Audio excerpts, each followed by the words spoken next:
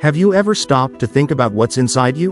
What drives you, motivates you, and pushes you to be your best? Your mind is the most powerful tool you possess, yet we often underestimate its potential. Negative self-talk and fear can hold us back. What if you could harness your mind's power to overcome obstacles? It starts with recognizing the potential within. Each of us has unique strengths. Maybe you're a leader, a creative thinker, or a great listener. Acknowledge and celebrate these gifts. When you focus on your strengths, you'll build confidence and resilience, making a meaningful impact on the world. Fear and self-doubt can stop you from achieving your dreams.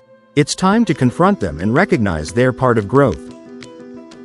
Unlock your potential by taking small steps towards your goals, believing in yourself even when it's difficult.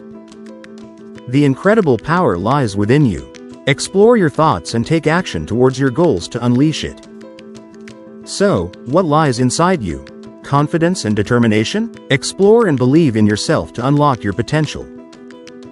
Thanks for watching. Subscribe and hit the notification bell for more motivational content.